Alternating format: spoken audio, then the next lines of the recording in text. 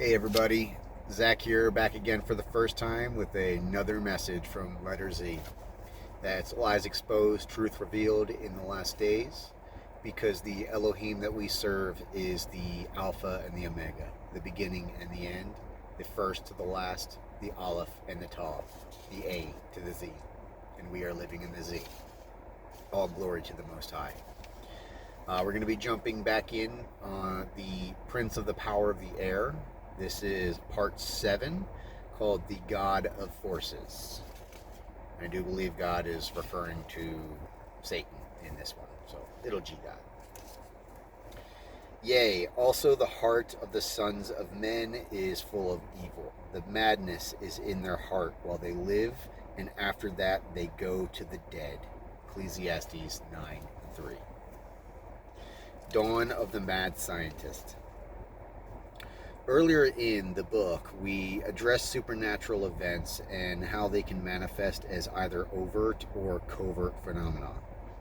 The residing of unclean spirits within a human host was one of the topics which fell into this category. To summarize what was stated previously, while some individuals who are possessed may display outward symptoms of being demonically inhabited, like the maniacs of the Gadarenes, others show more subtle signs or none at all. We concluded the section by saying that demon possession doesn't always result in an individual becoming the town crazy. Sometimes the possessed may come across as the exact opposite, a man of high intelligence.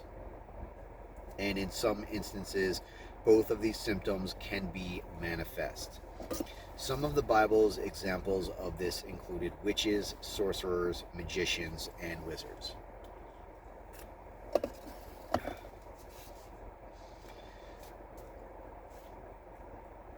According to Skeet, the word witch can mean a wizard to practice sorcery, casting of lots, divination by the assistance of evil spirits, magic, or to turn aside, conjure away, exorcise. But it is also a variant of the Anglo-Saxon word witka, meaning wise man, a prophet, a soothsayer. The title of wizard also infers one who is wise-like. Wizard is simply the word wise with an ard, a suffix, like the words cow, ard, or slug, ard. The name magician also has ties to the same, being rooted in the word magi. A Persian priest, a wise man, a mage.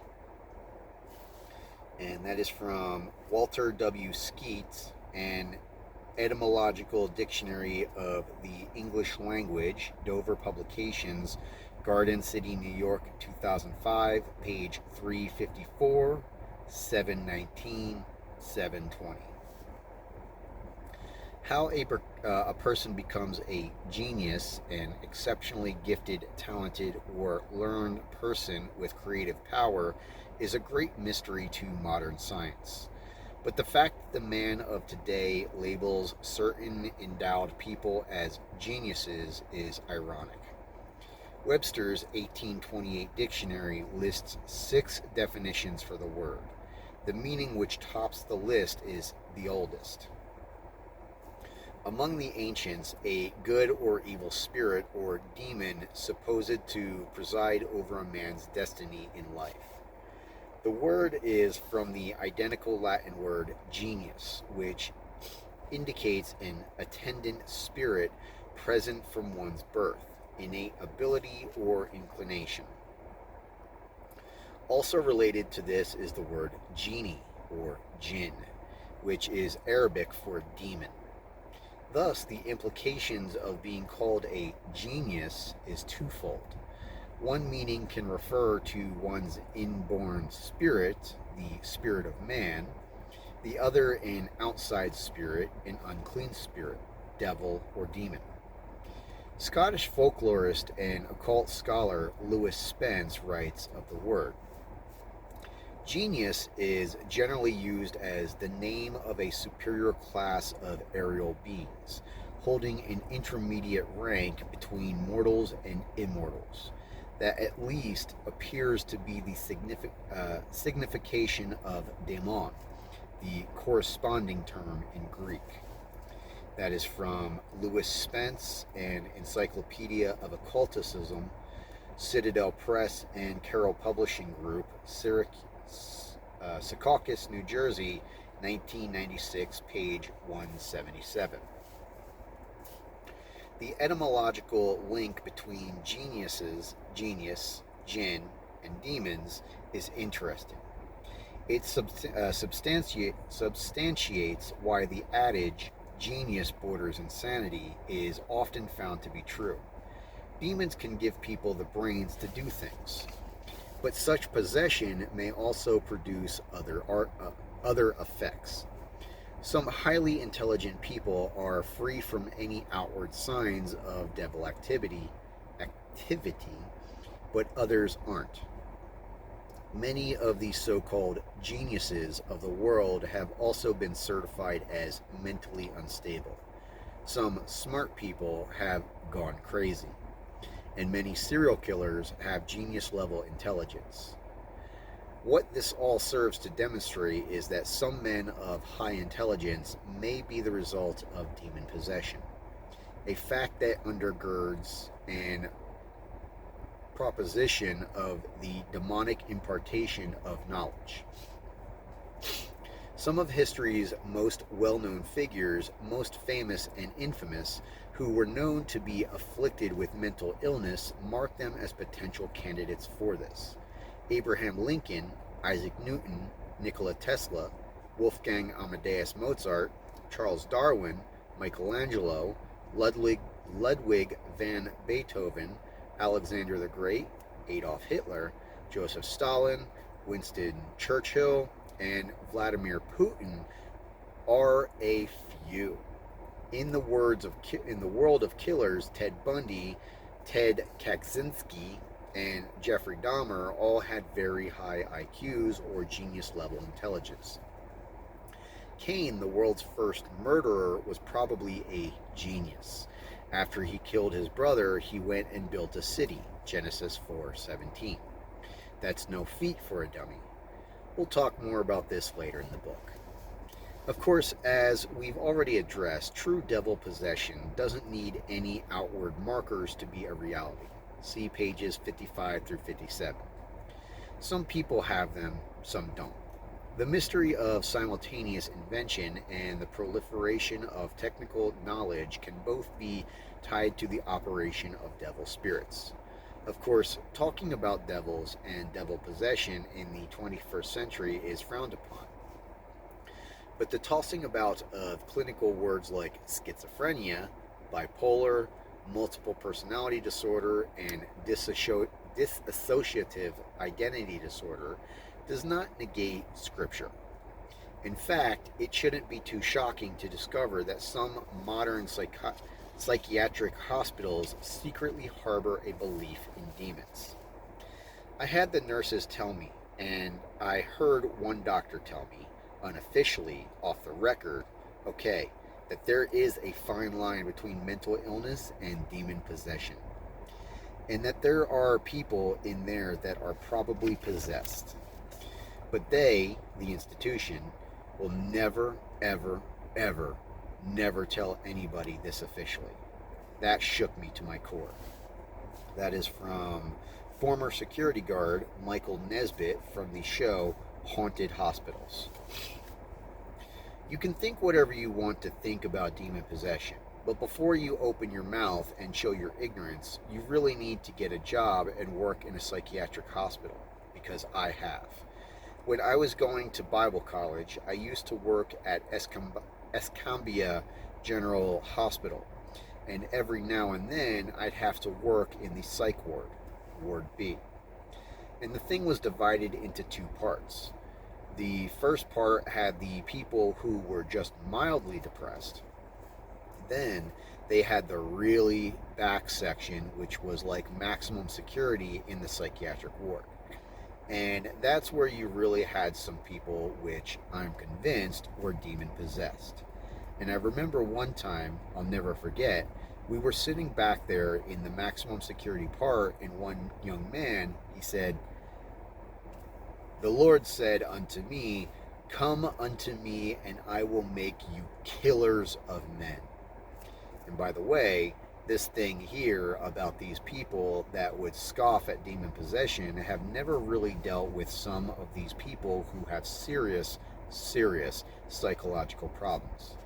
And a lot of those cases back there in the maximum security psychiatric ward, the psychiatrists, they didn't know what to do. One time, this one patient called me and I said, "Yeah, how can I help you?" And he said, "Hey," he said, "you can't see that little green man over there in the corner, can you?" Thank Yahuwah, I didn't see nothing. Amen. I don't want to see him or anything he's doing. I've never seen any demons. I don't want to see it. And that is from Carl Deems' Insanity by Dr. Bill Haig, YouTube, March 1st, 2018, 39:32. That's the position in the video, I believe, 39:32. 39 minutes, 32 seconds. Christian author and former psychiatric hospital staff member David Heavener once worked in a M4 ward. Nurses and others who had a residency there were limited to shifts of 3 months at a time due to the emotional stress of the working environment. Heavener readily admits that several of his encounters were with patients who were probably possessed, although his supervisors scoffed at the idea. Here's a picture here. It's got some little demons roaming around. There's one on the floor there, a couple on the floor, one up in the corner on the bedpost. Yeah.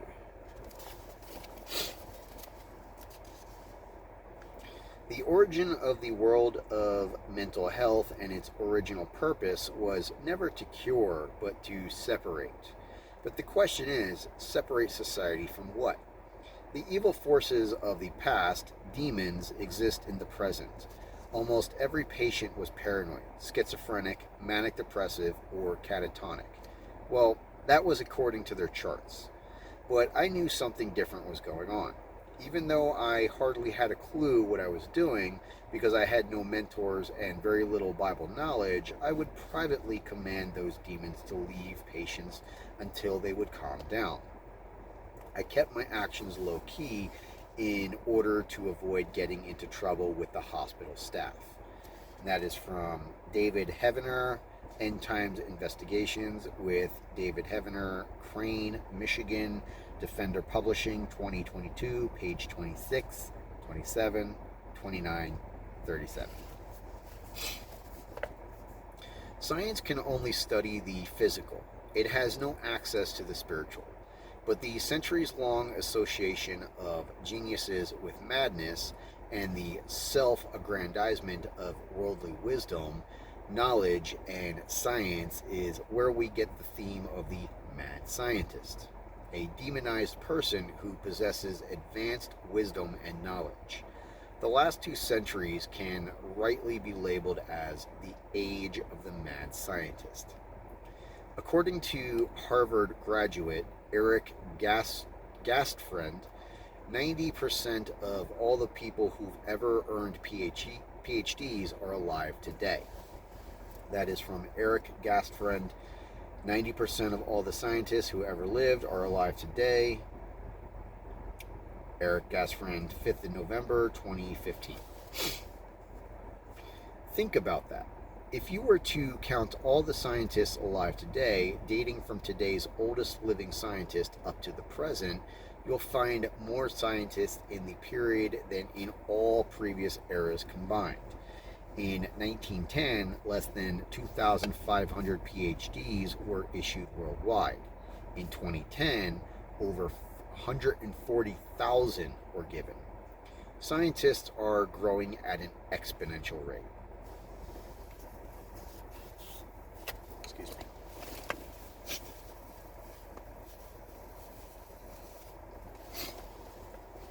So, what do our discussions on technology and the dissemination of technical knowledge have to do with the prince of the power of the air? Understanding how information can be propagated to the masses through unclean spirits helps us to realize how the devil could be manipulating mankind today. This goes hand in glove with the scriptures which describe the prince of the power of the air as the spirit that now worketh in the children of disobedience. Ephesians 2 and 2. The will and knowledge of Satan is funneled to man via these spirits, like the 400 lying prophets of Baal. Many men then conceive ideas at the same general time. One of the fields of technology to balloon the fastest was knowledge regarding the air. This enabled man to quickly go to and fro in the earth and move up and down in it. Compare with Job 1:7 and 2:2. This is why we've run this rabbit trail after having briefly addressed the birth of aviation. Men of prior ages could travel to and fro in the earth, but until the advent of the airplane, he could not move up and down in it. Today he can. Before men could advance from balloons to motorized flying vehicles, however, he had to be introduced to a mysterious force. Without this strange force, much of the advanced technology of our age would simply not exist. Many ancient peoples reserved this enigma for the gods. However, we know it as lightning. Energy produced regularly in Earth's atmosphere and later discovered to be analogous with electricity. Benjamin Franklin, 1752. Now that we've talked about the devil and air, the devil's relationship to storms, and the devil's knowledge of aircraft, we're now going to look at another facet of this matter. One of the primary ingredients that often accompanies a storm is lightning. Does Satan have a relationship with this? Could lightning be linked in any way to the devil's power of the air? A baffling, unexplained connection. Scripture states that at death, a spirit vacates the body, an event often referred to as giving up the ghost, giving up the spirit. Then Abraham gave up the ghost and died in a Then Abraham gave up the spirit and died in a good old age, an old man and full of years. Genesis 25 and 8. And Isaac gave up the spirit and died, and was gathered unto his people. Genesis 35:29. But man dieth and wasteth away, yea, man giveth up the spirit, and where is he? Job 14:10. And Ananias, hearing these words, fell down and gave up the spirit. Act 5:5. Science, on the other hand, states that at death, all electrical activity is in the body ceases. With these two statements, one clear conclusion about death is drawn from the Bible. Another conclusion is drawn from science. Carefully read those things again and think about how they're related, regardless of anyone's opinion about it. The fact cannot be escaped that death, when taken in light of both the Bible and science, exposes a mysterious link between spirits and electrical phenomena. Note what one website has said about the human brain and electricity. Without electricity, you wouldn't be reading this internet article right now. And it's not because your computer wouldn't work, it's because your brain wouldn't work. Everything we do is controlled and enabled by electrical signals running through our bodies.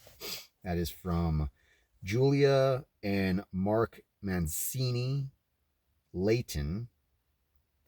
How does the body make electricity, and how does it use it?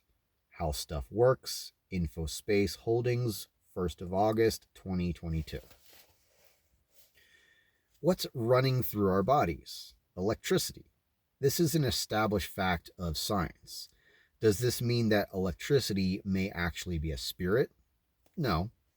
The parallel does indicate, however, that the two are most certainly related somehow. The details involved in such an association are unknown. The connection could include any number of things. I don't profess to know the exact relationship between these matters, but that doesn't stop me from attempting to discern the phenomena from the word of Yahuwah. 1 Thessalonians 5:21, etc. Regardless, the correlation suggests that some electrical incidents, not all, may be the residual of or some kind of leftover from the spirit realm. For example, footprints are not a literal part of living things. Footprints are impressions made by feet that have already passed through an area. A footprint is evidence that a foot exists, but it's not the very foot itself. The word can also be applied to the left behind evidence of a thing or the area occupied or affected by something. Are some forms of electricity the footprints of spirits? In an attempt to better understand this, consider that we know that the ordinances of Yahuwah, creates electricity through lightning. Man has also recently discovered how to transport or store electricity, power stations, hydropower plants, generators, batteries, etc. Do spirits emit some form of this energy as well?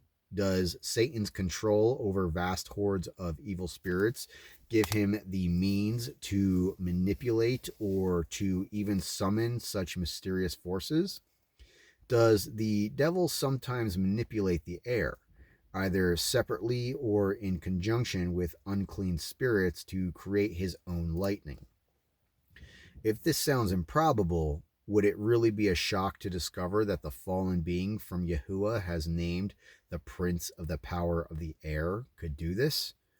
Does the Bible associate Satan with any kind of electrical phenomena?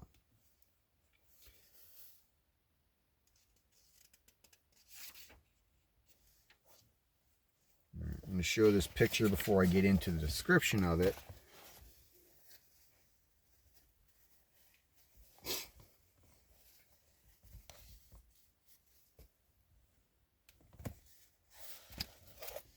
Consider that in Arab, legend stories often centered around an adventurous boy who encountered mystical artifacts.